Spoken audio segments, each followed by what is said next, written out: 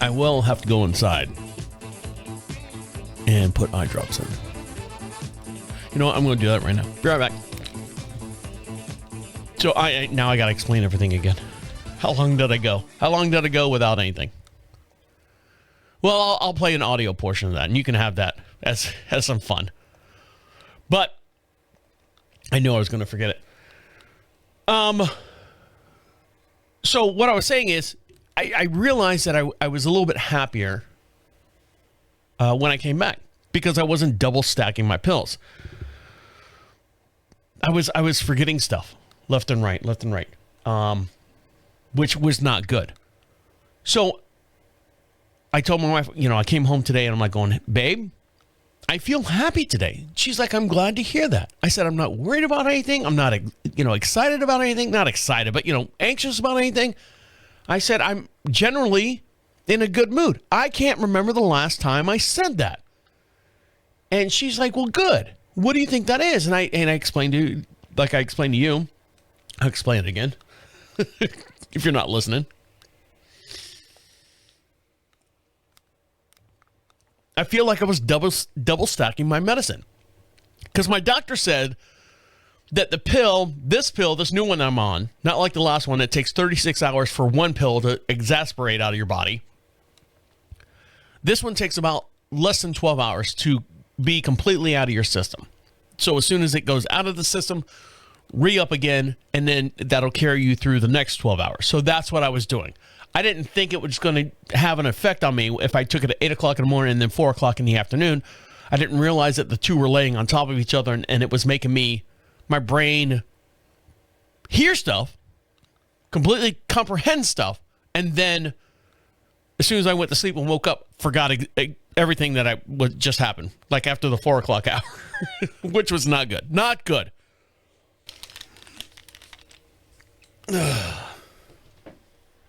So I told you I go on my 4-mile walk. And during my walk, I meet all the people on the street, the cul-de-sac that I walk up and down on. And if they're polite and stuff, I told you I sent everyone on the street and made them, my wife made them little, what do they call it? Christmas trash or something like that. It's like white chocolate on pretzels and stuff like that, and made little bags and said, thank you for allowing me to use your little cul-de-sac, this private street, for my walk, my 4-mile walk. That kind of brought them out as I'm doing my walk. Oh, thank you very much. Oh, and then I told a story about, why I'm out there walking and mental health and blah, blah, blah, blah, blah. I do this show, by the way, speaking of mental health, I do this show strictly for me. Gets out a lot of stuff that's in my head. And it's getting fewer and fewer as far as angst. I'm not as aggressive anymore. But I'm starting to notice a little bit more things. So if, the evolution of this show, if you listen to me, like the first couple weeks of the show, when it first came out, it was all angst. So now I'm starting to relax. Hence the good mood I was in today. So part of my walk up and down the street on Friday, I know that it's garbage day because everyone rolls a little plastic bin out there and, garbage truck comes by and has the clamp on the side.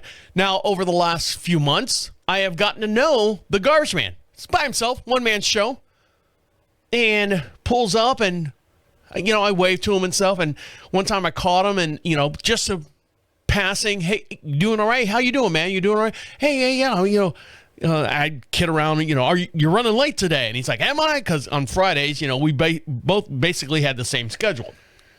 So I didn't make him any Christmas treats, sorry. I know, bad person now. But a couple weeks ago, I didn't see him. It was Friday. I was walking down the street, did my whole entire 4-mile trip, so all the containers were all full of garbage and stuff, and I was like, and there's only 8 houses on this street, so it's not like, they're overflowing and stuff. I said, maybe he's really running late.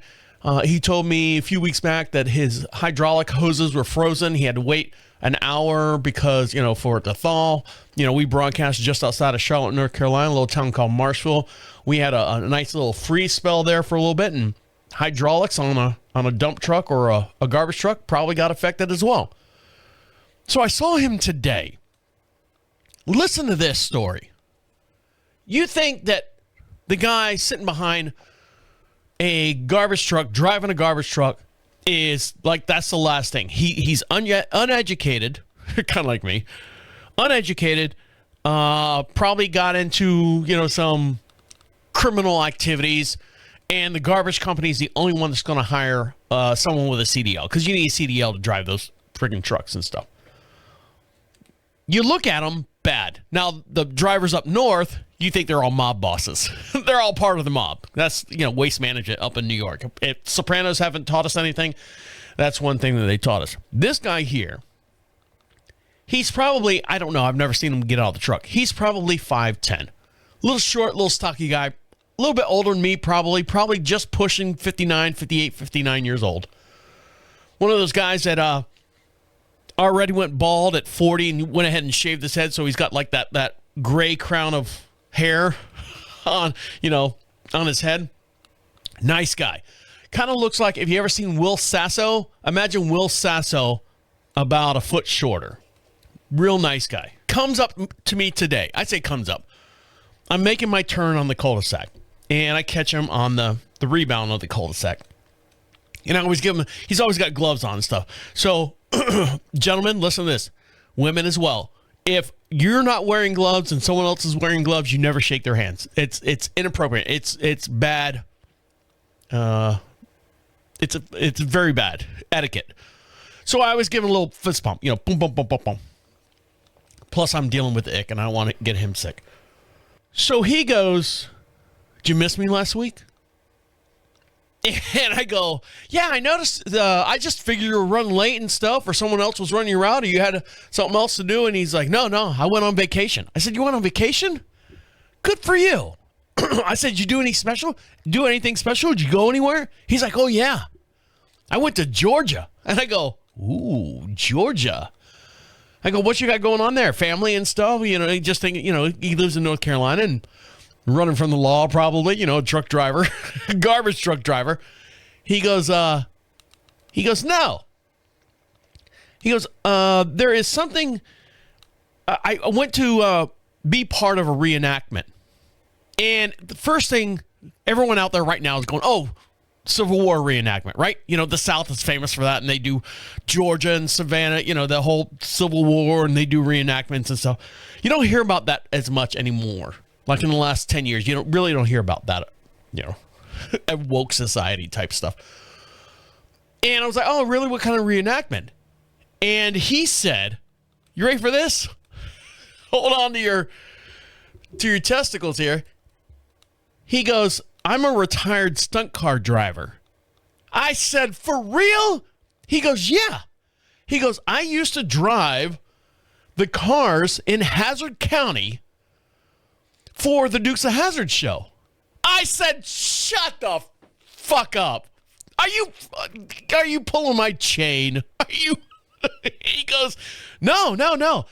And he goes, "Once a year, we all gather in Hazard County, and everyone brings their vehicles and stuff, and all the other stunt drivers that were part of the filming of the show and stuff. And they have a lookalike Boss Hog, and they got a lookalike Enos, and lookalike Sheriff Roscoe. They got a lookalike Uncle Jesse. Everyone's a lookalike. And they recreate the famous jumps that they used to do during the show, during the broadcast."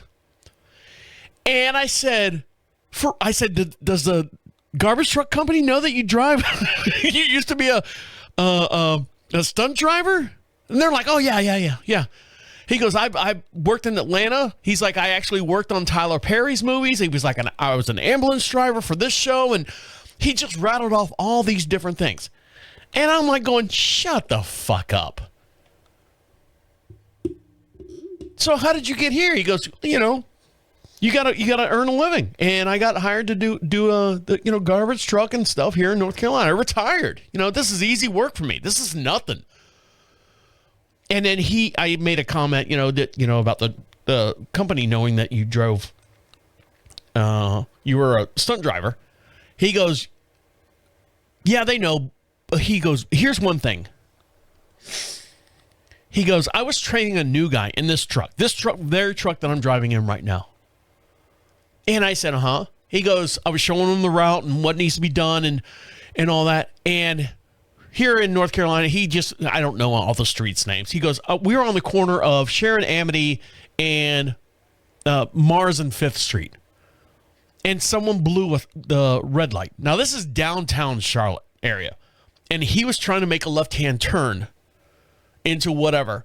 Guy blew through the red light.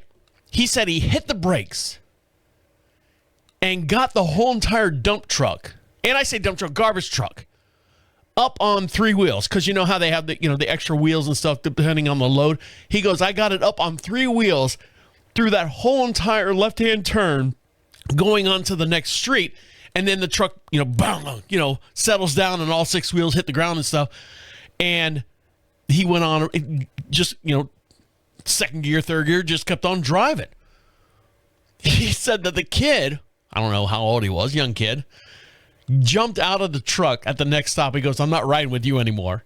And he started laughing. He goes, he doesn't know my name. I don't know his name. I need to. I need to find out what his name is. He said that if it wasn't for my stunt car driving and how to handle a vehicle when it gets to that position, he goes, this truck would have been laying on its side, and who knows what would have happened to me and that kid.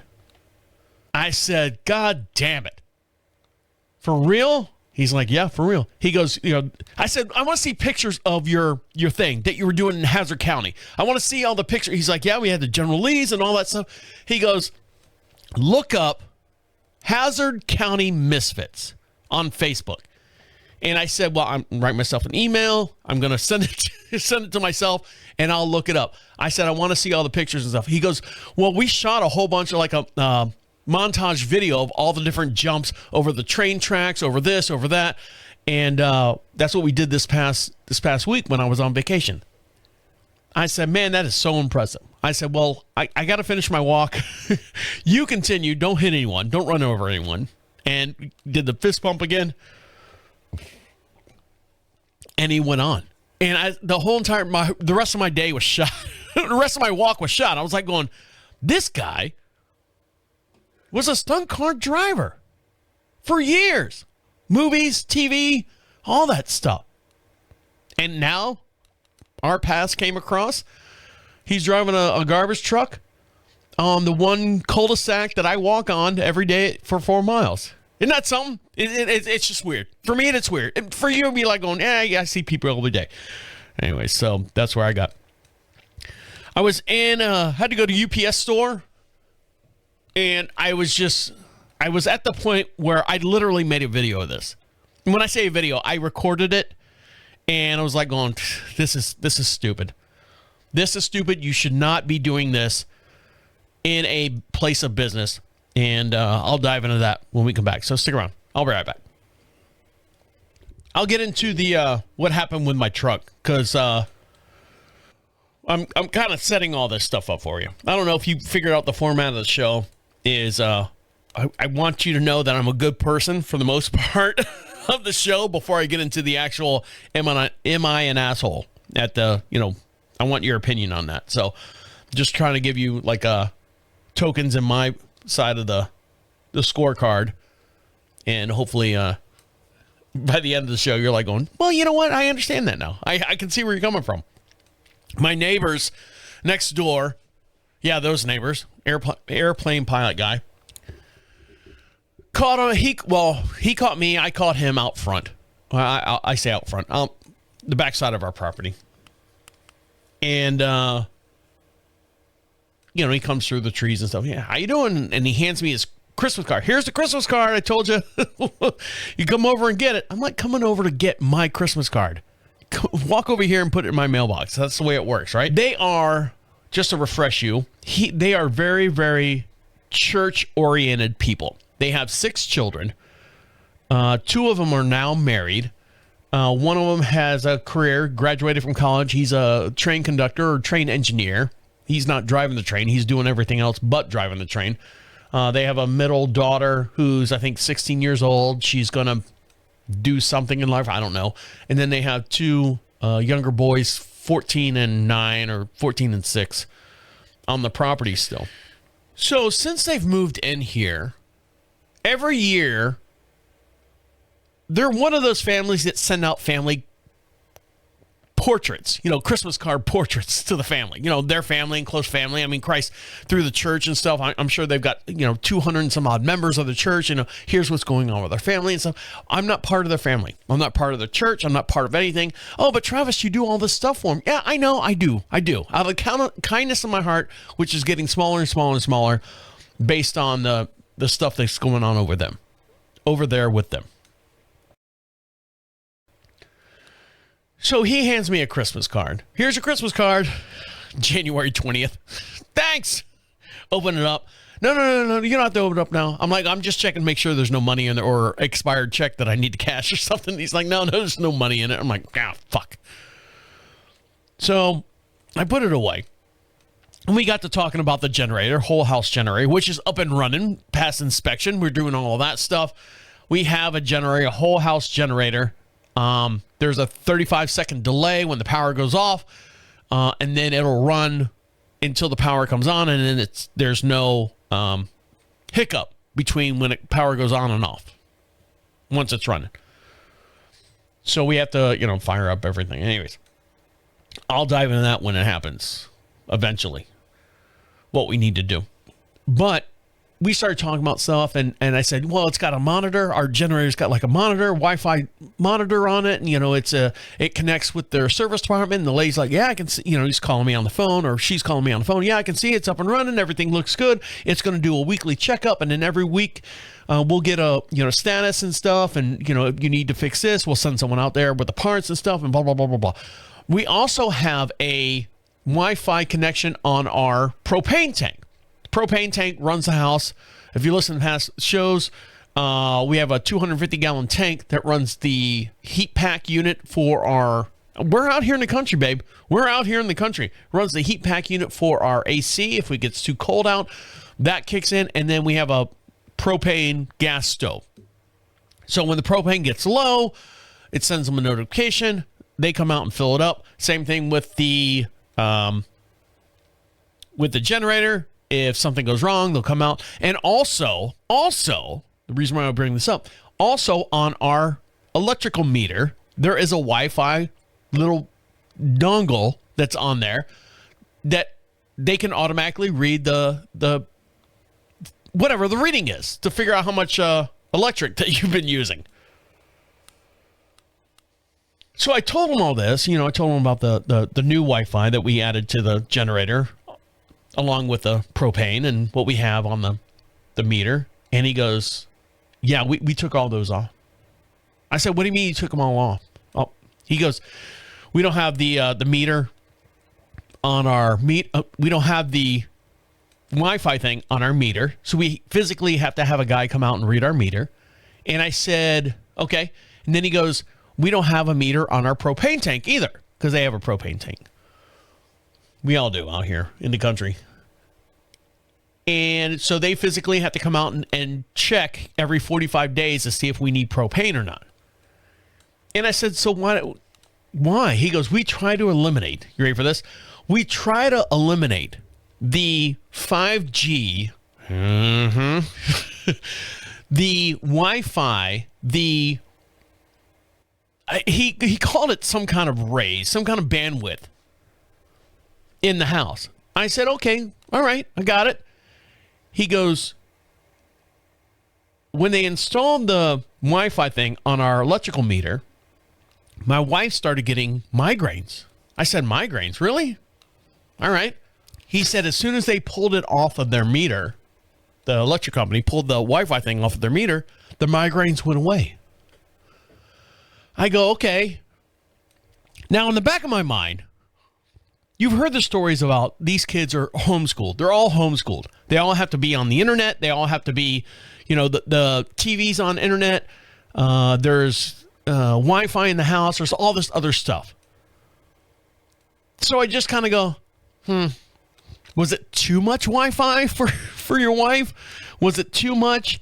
Maybe there was something else that was going on in the house. I don't know. I don't know how to address this. I don't know how to deal with that. Now, I know not to throw around dirty laundry and stuff, but when the wind blows over, you got to pick it up. And she said that her sister died of cancer at a very young age. And she did some DNA tests and stuff that she has the same gene. If she doesn't do A, B, and C, that she could die the same way. Well, she's got 6 kids. She's trying to do the best she can to survive without getting cancer. And part of that is they make and grow and try to do as much as they can on the property. They barely buy processed this. I say barely buy. They probably don't buy processed stuff. They don't go to Walmart and go shopping. They don't go to Aldi's. They don't go to certain places. They grow meat chickens. They feed the meat chickens. Then they process those chickens for their meat, their proteins. They grow as much vegetables or they have a huge garden and stuff.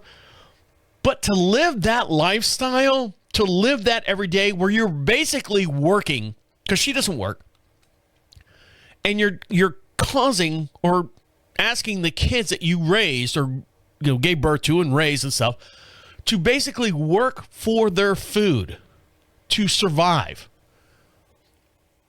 And these kids don't know any difference. But when they have like parties and stuff, and the other church members come over, they bring, boxes of donuts, boxes, all this other processed food, and all the other kids eat it, but they're not allowed. Their kids are not allowed to eat it because of, I don't know, the boogeyman, the mysterious whatever boogeyman that lives. And who am I to say that I'm doing anything different, that I'm doing anything better? But it was just weird. They sent us the Christmas card, and it had a 2-page front and back synopsis of everything that happened that year for the family. I'm not part of your family. I'm not part of what's going on in your household. Just give me a picture and say happy, Merry Christmas, Happy New Year, whatever. Gone. The 2-page letter that I got from them from the Christmas letter was telling me all about how one of the married daughters had a miscarriage and now is pregnant again. One of the sons who is, graduated from college and he's not being treated well out in Wisconsin because he's quote unquote, I don't want to say different. He's different. You know what I mean? And he is on furlough because, I don't know. There's a story behind that. Just all this, it's their laundry in this 2-page front and back Christmas card letter telling us what's going on and what they had to, their, trials and tribulations and struggles and stuff. I don't care. Not that I don't care. I don't need to hear this stuff. If you want to tell me, while we're sitting there talking over a fence, fine. By all means, tell me. I don't need that in a letter. Is that weird that someone, your neighbor, would give you basically a recap of 2024 that's happened with their family if you're not really part of the family? I'm not part of the family. I've never sat down with dinner with them, physically inside the house, like candles lit and everything, dinner, like you see in the movies, like long table and, who's the murderer in the house type deal. I've never had to watch their kids or babysat their kids. They don't trust me. I don't know. They're grown. They're their own people over there. It was just weird. It was a weird letter. And I asked my wife, did you read the letter? She's like, I started reading it. And I was like, oh, Jesus Christ. Why are they boring us with this stuff or troubling us with this stuff is what she said. And I go, babe, I don't know. If I had to sit here and deal out or dole out everything that goes on in our life and send it to them. Now, granted, my wife and I don't have kids or anything, but we do have horses. We do have things that go on that affect us in the same sense, parallel, but just different aspects. So my wife has been trying to get me a pair of walking pants. And there's a certain type that I want when I go walking. She bought me a pair. I put them on. Nope, these don't work. Bought another pair, put them on. Don't work. And I want this. It's almost like a trash bag type pants. My problem is, ladies, back me up, is I got a nigga butt. And the reason why I'm saying that is because black girls have said that to me. boy, white boy, you got a nigga butt. I go, well, what does that mean? You got a bam. Your butt is bam. I said, okay.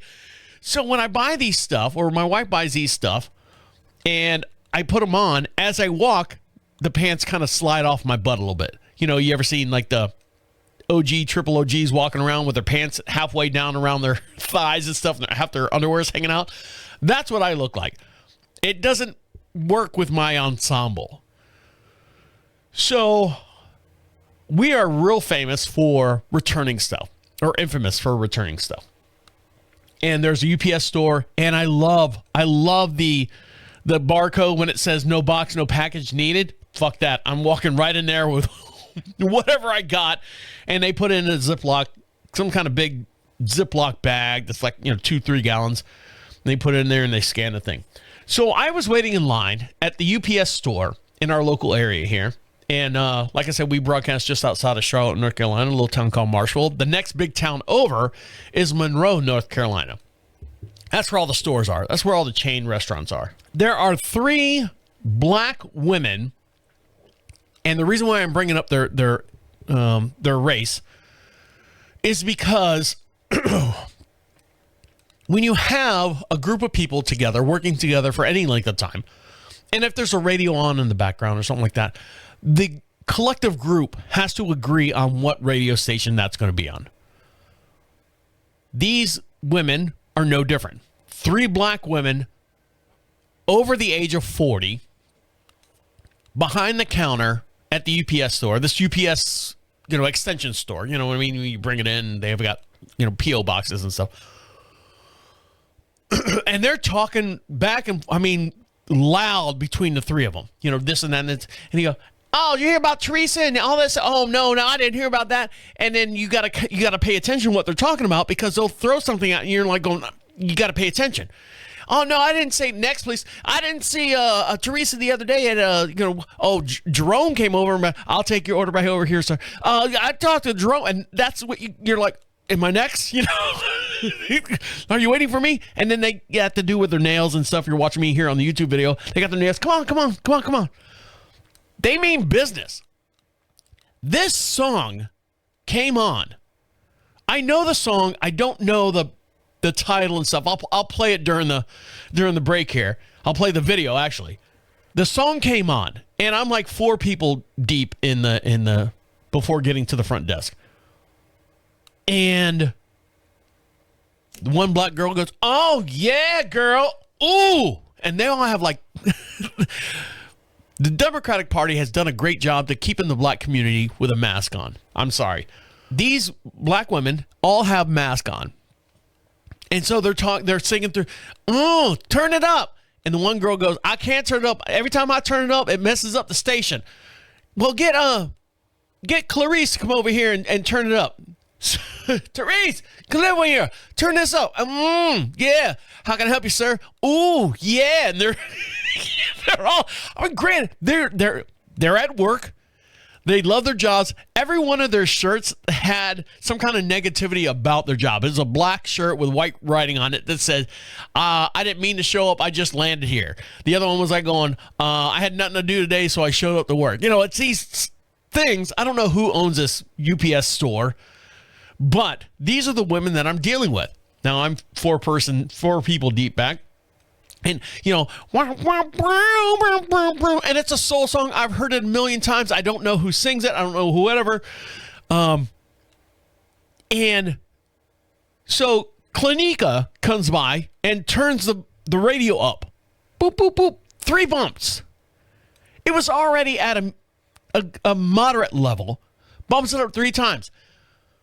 The reason why I tell you this, song was great. I have no problems with the song. I have no problems with the ladies that are working behind the counter. They're turning and burning. They're doing their job. They know what they're doing. They know exactly what's going on.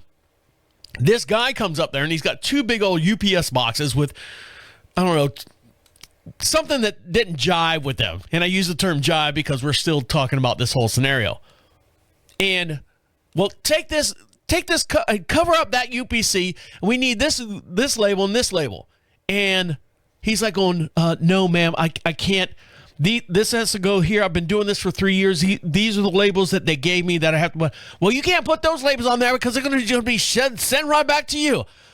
And the reason why I'm bringing up this gentleman, he's trying to talk over the goddamn music because it's so fucking loud.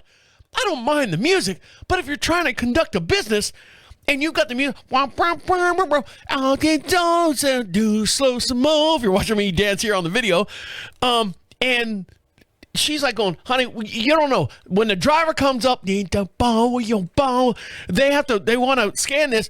And so now I've got the cashier. Jesus Christ.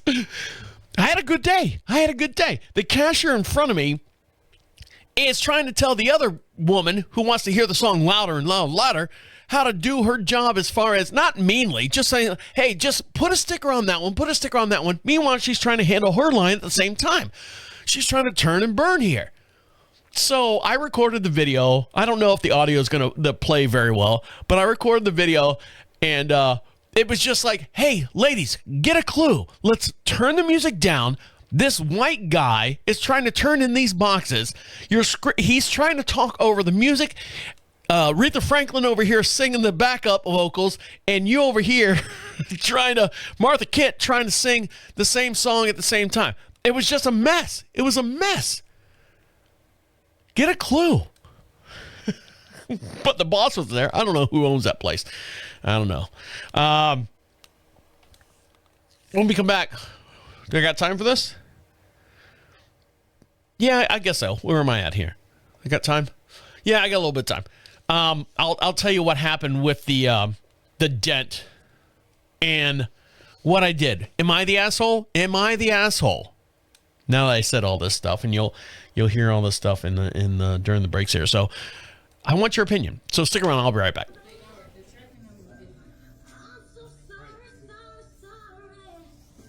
So that the driver isn't confused tonight. Yeah, they get confused and they scanned out. So what did they do to the two boxes that dropped off yesterday? If it got it's two different shipments. If it got two different tracking numbers, that makes sense. They it'll go right back to your house. You see this The tracking other one, the different old than one. this one. Yeah, this is going to wherever it's going to from you. This is coming to you, so we're saying cover them. They would rather. So, to give you a short background before I dive into the story, my wife needed a larger vehicle, larger truck to pull horse trailers and stuff when she starts showing, and she started showing it like competitions and stuff. And I had a 2011 1500 series, very nice Chevy Silverado, and it will pull horses. It'll pull horses all day long. And she said, I need something a little bit more confident because I'm pulling, two 1,500-pound horses with a whatever, two-stall trailer, whatever the weight is on that. She's like, I'm pulling close to, 6,500 pounds. I don't know. Math is not good for me, but you can figure that out. And I think the total towing capacity on a Chevy 1500 series is close to 800, if not 9,500 pounds. It'll do it, not comfortably, but it'll do it. Well, when you're driving 3, 4, 6 hours to a horse show, you want something a little bit more solid on the road. So we decided to sell that truck and use that money to pay for another truck. So we bought a 2500 series High Country, not the diesel. We got the regular gas. We don't need diesel. We're not pulling every day. So I don't need to pay, another $15,000 on top of the $100,000 price tag on it. And we got the bells and whistles, the cameras, the leather seats. We got all the stuff, everything. We actually paid for the ceramic coating that's on the vehicle. It might be a gimmick. I don't know. We also paid for, one of the things we paid for was a scratch and dent protection or something like that. I say scratch and dent. It's called a paintless. It's called a paintless dent repair. And I'm like, well, how much is that? They said it's like $800 for 72 months. Financing it for 72 months. It'll cover the all that. $800? Yeah, get it. The reason why I said get it is because when I had the 1500 series, I made the drastic mistake of when I was pressure washing the truck, I had the handle sitting on the ground and fired up the pressure washer to wash the truck. And I forgot that I had the auto lock on the pressure washer handle. So when it went off, it was like one of those, you've seen them in cartoons and stuff, the fire hose, and it hit the side of the old Chevy and put a nice little dent in it. I'm like, oh, God damn it. That was so stupid. So stupid. So fast forward, we got our truck, ordered it in 2021, got it in 2023, and it's 2022, but, the computer chips and all that stuff. And I said, yeah, let's get the accidental dent thing, because I know, knowing me, I'll dent it somehow. I'm the first one that's going to dent it, and I'll be upset at myself. Sure enough, about a year into owning the truck, I was edging the lawn. Now, the driveway, we sit on about 22 some odd acres here. We have horses and stuff and animals and whatnot.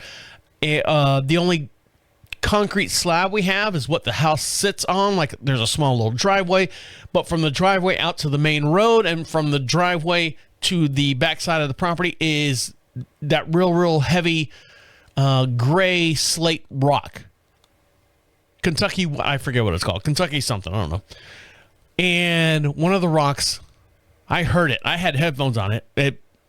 I was string trimming, bam, hit the side of the truck. I said, God damn it, no, don't tell me. And I looked, sure enough, and I'll show you the picture here in a little bit. If you're watching this, the YouTube video, I'll post that picture. So I sat on it, and I was beating myself up. God damn it, this is all my fault. I could have totally, prevented that. Give me some pills. So take the stress off. Finally, one day, I got, like the stars lined up. I said, I'm taking the truck down. I got to be down there anyways. And the dealership that we bought it from is like 35 miles away. And I was like, well, I got to be down there anyways. I'll pull into their driveway, into the service center, and let's get this started. Let's get this ball rolling because I'm pissed off. I can't look at the truck. I hate the truck because of this dent. So I told you a couple podcasts ago, they said, well, it's this and that and this and that and this and that. All right, fine, no problem. Fast forward to January. What is today? Today is the 31st of January. Fast forward to the 26th. Now, I dropped this thing or stopped by, I think, the last week of December, and 4 weeks have gone by, and I haven't heard a goddamn thing. Now, granted, I've been busy. My wife's been busy. She's been doing horse clinics. She's been taking the truck here and there. I've been using the truck to get hay, which I hate doing, because it messes up the interior of the truck. And you're like, well, how does that do that? Because I have to physically put the hay in the truck, and then I'm covered in hay, and then I get in the vehicle, and then I got to get out of the vehicle, and I'm covered in hay, and so on and so forth. Trying to keep the truck as clean and presentable as possible, because this truck's got to last another 10 years.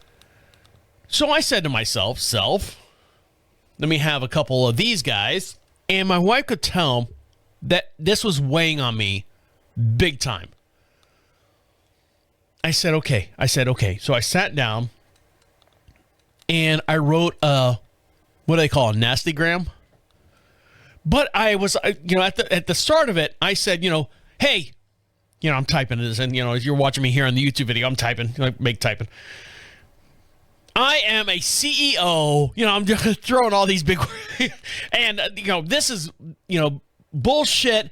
What kind of customer service is this? And I paid so much money for this, and no one's responded to me, and then once you write that whole email, you sit back and go, all right, take a little break.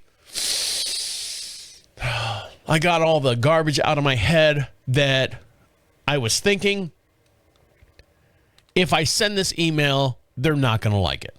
I'm going to get pushback, and flies and honey and sugar and sweet or piss and vinegar. I don't know. There's some kind of analogy there where you catch more of one than the other. And I said, let me fix this. Now, granted, I use ChatGPT all the time in my business sense. If you're watching this right now on the YouTube video, you can see all the different banners behind me here of different podcasts and stuff that I host, co-produce and produce and all that stuff. I have to use ChatGPT for a couple reasons. One, my mom was very, very keen on writing letters and like physical letters and emails and stuff before she passed away.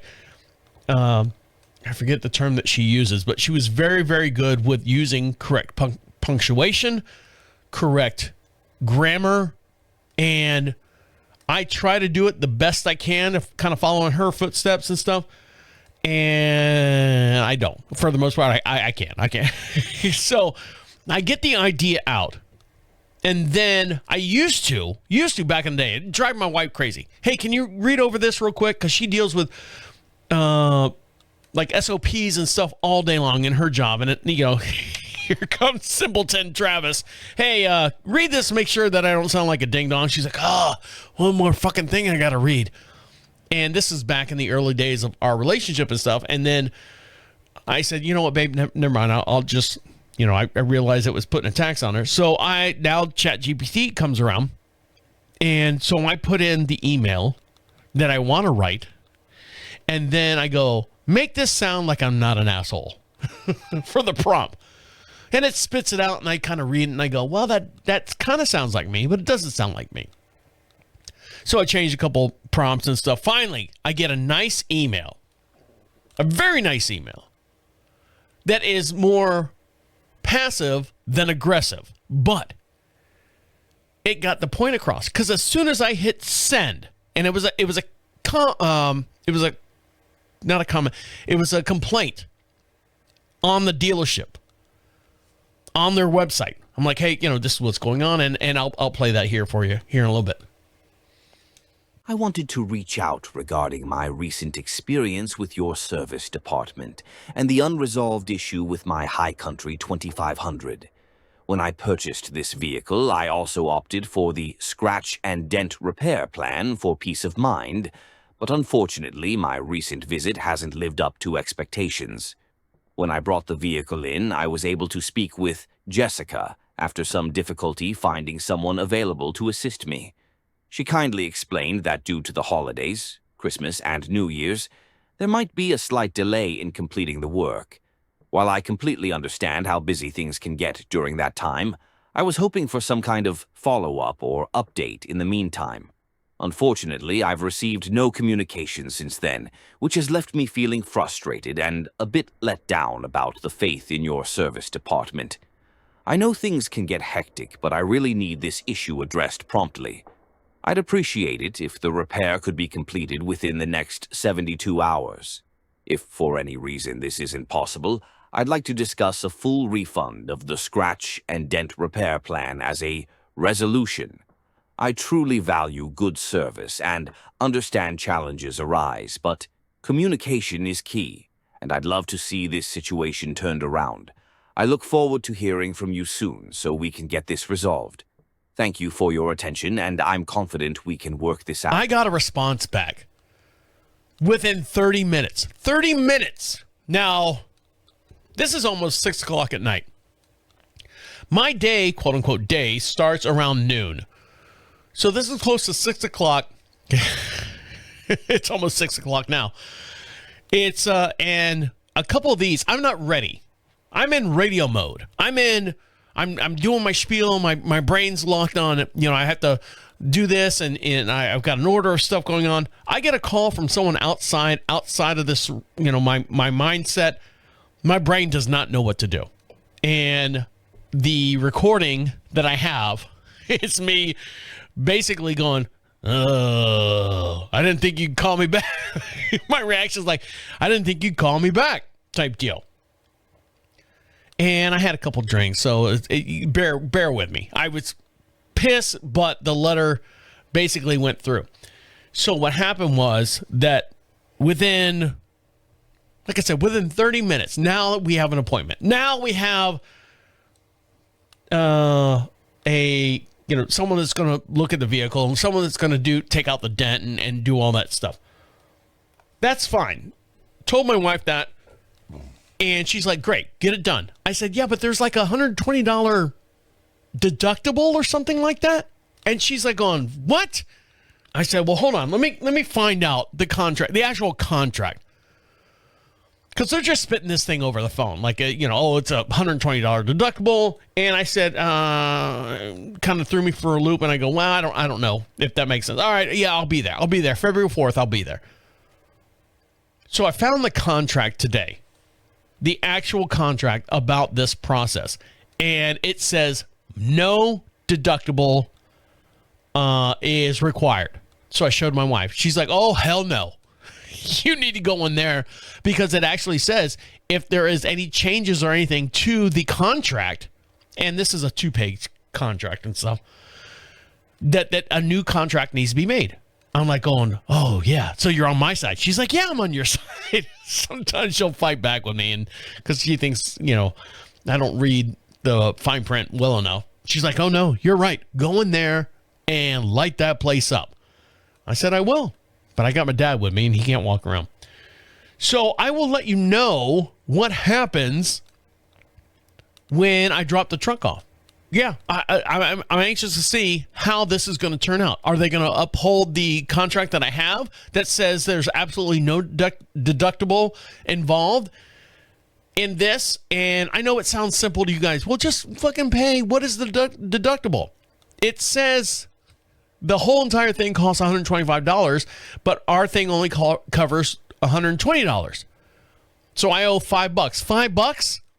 There's nowhere in that fucking contract that says anything about the deductible is $120. So we'll see. We'll see how it is. But I'm still having a great day. I'm still having a great day. I'm having a good time. As soon as I wrap this up, you know what I'm going to do? My wife and I like to play cards on Friday night. We play what I call Carolina Rummy.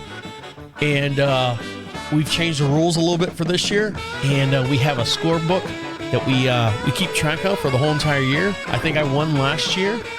And we're going to play that tonight. So everything's good. Everything's fine. I'm having a great day. So, all right, guys. Like I said, I do this for me. It's my mental discharge.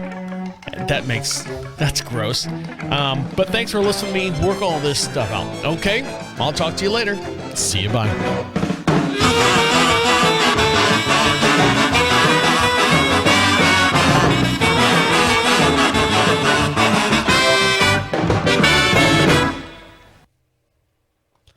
See ya. Hello? Travis, this is Jessica Hendricks. Hey. Hey, calling about your dent repair. So the claims adjuster has finally responded back to me along with the third-party vendor we use since we don't have a body shop here in-house. Okay, yeah, I understand that, but it's like 4 weeks. Okay, I can't control a third-party vendor in the claims department. I'm sorry. All right, well. As far as your dent goes, the third-party vendor will be here tomorrow after lunchtime doing another vehicle and can do it at that time if you'd like. The cost of the dent repair is $125, and the max payout on your contract is $120 per dent. So there would be $5 difference plus tax that you would go for. Okay. Is that something you want to proceed with? I can't do it tomorrow because I have to work. Okay.